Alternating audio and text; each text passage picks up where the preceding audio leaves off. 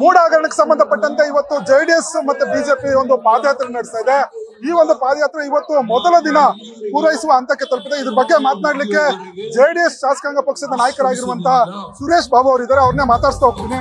Sir, ಇವತ್ತು ಏನು ಮೂಡ ಹಗರಣ ಆಗಿರ್ಬೋದು, ಜೊತೆ ಬೇರೆ ಬೇರೆ ವಿಚಾರಗಳನ್ನ ಇಟ್ಕೊಂಡು ಪಾದಯಾತ್ರೆಯನ್ನ ಮಾಡ್ತಾ ಇರುವಂತದ್ದು, ಇದು ನಿಜವಾಗ್ಲೂ ಕೂಡ ಸರ್ಕಾರಕ್ಕೆ ಎಚ್ಚರಿಕೆ ಸಂದೇಶ ರವಾನೆ ಆಗುತ್ತೆ ಸರ್? ಖಂಡಿತ ಆಗುತ್ತೆ. ಇವತ್ತೇನಾಯ್ತು, ಸದನದ ಒಳಗಡೆನೂ ಕೂಡ ಹೋರಾಟ ಮಾಡಿದ್ವಿ.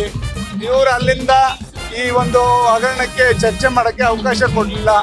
ಇನ್ನು ನಮ್ಗೆ ಉಳಿದಿರ್ತಕ್ಕಂಥದ್ದು ಎರಡು, ಒಂದು ನ್ಯಾಯಾಂಗ ತನಿಖೆ ಆಗ್ಬೇಕು, ಮತ್ತೊಂದು ಜನಾರ್ದನ ಅಂದ್ರೆ ಮತ ಆಗ್ತಂತ ಜನತೆ ಮುಂದೆ ಹೋಗ್ಬೇಕು. ಇವೆರಡೇ ಉಳಿದಿರ್ತಕ್ಕಂಥದ್ದು. ಈಗ ನ್ಯಾಯಾಂಗ ತನಿಖೆನೂ ಕೂಡ ಆಗ್ತಾ ಇದೆ.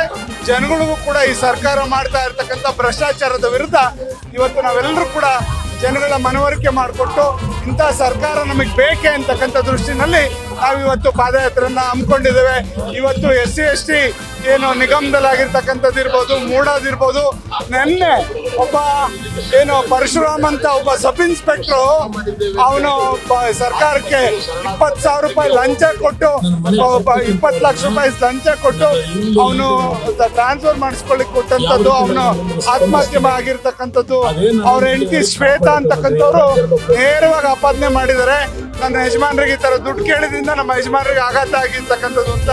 ಇವೆಲ್ಲ ನೋಡಿದಾಗ ಇವರು ಎಲ್ಲಾ ರೀತಿಯಲ್ಲೂ ಕೂಡ ಅವ್ಯವಹಾರಗಳನ್ನ ಮಾಡ್ತಾ ಇರ್ತಕ್ಕಂಥ ಸರ್ಕಾರದ ವಿರುದ್ಧ ನಾವಿವತ್ತು ಚಾಟಿ ಬೀಸೋ ನಿಟ್ಟಿನಲ್ಲಿ ಇವತ್ತು ಈ ಪಾದಯಾತ್ರೆ ನಡೀತಾ ಇದೆ. ಸಿದ್ದರಾಮಯ್ಯ ಅವರು ನಿನ್ನೆ ಹೇಳಿರುವಂತದ್ದು, ಹಿಂದುಳಿದವನು ಒಬ್ಬ CM ಆಗಿದ್ದಾನೆ ಅನ್ನೋ ಕಾರಣಕ್ಕೆ ಈ ರೀತಿಯನ್ನ ಒಂದು ಪಾದಯಾತ್ರೆ ಮಾಡ್ತಾ ಇದಾರೆ, ನನ್ನ ವಿರುದ್ಧ ಷಡ್ಯಂತ್ರ ಮಾಡ್ತಾ ಇದ್ದಾರೆ ಅಂತ ಆರೋಪ ಮಾಡಿದ್ದಾರೆ. ನೀವು ಕೂಡ ಹಿಂದುಳಿದ ನಾಯಕ, ಏನ್ ಸಂದೇಶ ರವಾನೆ ಮಾಡಿ? ಒಂದೇ ಒಂದು, ನಾವು ಸಿದ್ದರಾಮಯ್ಯನವ್ರನ್ನ ಹಿಂದುಳಿದವರ ರಕ್ಷಣೆ ಮಾಡ್ತಾರೆ ಅಂತ ಅನ್ಕೊಂಡಿದ್ವಿ. ಹಿಂದುಳಿದ ಇಲಾಖೆಗಳಲ್ಲೇ ಈ ತರ ಆಗ್ತಾ ಇರೋದ್ರಿಂದ ಇವ್ರು ಯಾವ ರೀತಿ ರಕ್ಷಣೆ ಮಾಡ್ತಾ ಇದಾರೆ ಅಂತ ನಾನು ಕೇಳಲಿಕ್ಕೆ ಬಯಸ್ತೇನೆ. ಇದರಿಂದ ದಯಮಾಡಿ ಈಗೇನು ವಾಲ್ಮೀಕಿ ಸಮಾಜದ ಇರ್ಬೋದು, ಬ್ಯಾಕ್ವರ್ಡ್ ಕ್ಲಾಸಲ್ಲೂ ಆಗಿರ್ತಕ್ಕಂಥದ್ದು ಇದೆ, ಅದನ್ನು ಬಿಚ್ಚಿ ಮುಂದಿನ ಸದನದಲ್ಲಿ ಖಂಡಿತ ಕೂಡ ಇಡ್ತೀವಿ. ನಮ್ಮ ಹತ್ರ ಎಲ್ಲ ದಾಖಲೆ ಇದೆ. ಈ ಇಲಾಖೆಗಳಲ್ಲಿ ಆಗ್ತಾ ಇರ್ತಕ್ಕಂಥ ಅವ್ಯವಹಾರಗಳು ಇದೆಲ್ಲದನ್ನು ಯಾಕೆ ಸಿದ್ದರಾಮಯ್ಯನವರು ಈ ಸಲ ಮೊದಲಿನ ತರ ಸಿದ್ದರಾಮಯ್ಯ ಅಲ್ಲ, ಇವತ್ತು ಅವರು ಚಾಟಿ ಬೀಸ್ತಾ ಇಲ್ಲ, ಇಲಾಖೆ ಬಗ್ಗೆ ಇಡ್ತಾ ಇಲ್ಲ, ಸರ್ಕಾರದ ಮಂತ್ರಿಗಳ ಬಗ್ಗೆ ಇಡ್ತಾ ಇಲ್ಲ, ಎಲ್ಲರನ್ನು ಕೂಡ ಲೂಸ್ ಆಗಿ ಬಿಟ್ಟಿದ್ದಾರೆ ಅಂತ ಭಾವನೆ. ಆದ್ರಿಂದ ಅವರು ಈಗ ಯಾರು ಏನೇ ಮಾಡ್ಕೊಳ್ಳಿ, ನಾನು ಅವಧಿ ಮುಗಿಸೋಣ ಅಂತಕ್ಕಂಥ ಭಾವನೆಯಲ್ಲಿ ಏನಾದ್ರು ಇವತ್ತು ಸಿದ್ದರಾಮಯ್ಯನವ್ರು ಇದಾರ ಅಂತಕ್ಕಂಥದ್ದು ನಮ್ಮೆಲ್ಲರಿಗೂ ಕೂಡ ಕಾಡ್ತಾರೆ. ಇನ್ನೊಂದ್ ಕಡೆ CM ಹೇಳ್ತಾರೆ, ಏನು ಈ ಬಿಜೆಪಿ ಅವರು ಕೂಡ ಸೈಟ್ ಅನ್ನ ಪಡ್ಕೊಂಡಿದ್ದಾರೆ, ಜೊತೆಗೆ JDS ನವರು ಕೂಡ ಈ ಮೂಡಾದಲ್ಲಿ ಸೈಟ್ ಅನ್ನ ಪಡ್ಕೊಂಡಿದ್ದಾರೆ ಅನ್ನೋದು ಆರೋಪ. ಒಂದು ನಾವೆಲ್ಲರಿಗೂ ಕೂಡ ಹೇಳ್ತಾ ಇದ್ದೇವೆ, ಯಾರು ಕೂಡ ಪಡ್ಕೊಂಡಿದ್ರೆ ಅವರೆಲ್ಲರ ಮೇಲೂ ಕೂಡ ಕ್ರಮ ತಗೊಳ್ಳಿ. ನಾವು ನಿರ್ದಾಕ್ಷಿಣ್ಯವಾಗಿ ಹೇಳ್ತಾ ಇದ್ದೇವೆ. ಇವತ್ತು ಯಾವುದೇ ಪಕ್ಷದವರಾಗ್ಬೋದು, ಯಾರೇ ಪ್ರಜೆಗಳಾಗ್ಬೋದು ತಗೊಂಡಿದ್ರೆ, ಇವತ್ತು ಸೈಟನ್ನು ತಗೊಂಡಿದ್ರೆ ಖಂಡಿತ ಅವ್ರ ಮೇಲೆ ಕಾನೂನು ರೀತಿ ಕ್ರಮ ತಗೊಳ್ಳಿ ಅಂತ ನಾವು ಒತ್ತಾಯ ನಾವೇ ಮಾಡ್ತೇವಲ್ಲ.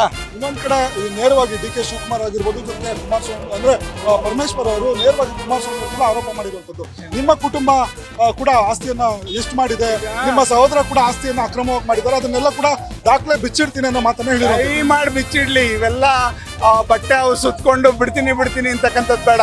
ಅಧಿಕಾರ ನಿಮ್ಮ ಹತ್ರನೇ ಇದೆಯಲ್ರಿ, ದಯಮಾಡಿ ಏನಿದ್ರು ಕೂಡ ಅದನ್ನ ಬಿಡಿ. ಅದಕ್ಕೆ ನಾವ್ ಯಾರು ಕೂಡ ಎದುರ್ತಾ ಇಲ್ಲ. ಕಾನೂನು ರೀತಿ ಏನೇ ಇದ್ರು ಕೂಡ ನಾವು ತಲೆ ಬಾಗ್ತೇವೆ, ಅದ್ರಲ್ಲಿ ಎಣ್ಣೆ ಮಾತಿಲ್ಲ. ಇವಿಷ್ಟು ಏನು JDS ಶಾಸಕಾಂಗ ಪಕ್ಷದ ನಾಯಕರಾಗಿರುವಂತಹ ಸುರೇಶ್ ಬಾಬು ಅವರ ಮಾತು. ಕ್ಯಾಮರಾ ಪರ್ಸನ್ ಅವಿರಾಜ್ ಜೊತೆ G Manjunath, news first, Bengaluru. News first ನಿರ್ಭೀತಿಯಿಂದ ನಿಮ್ಮ ಪರವಾಗಿ.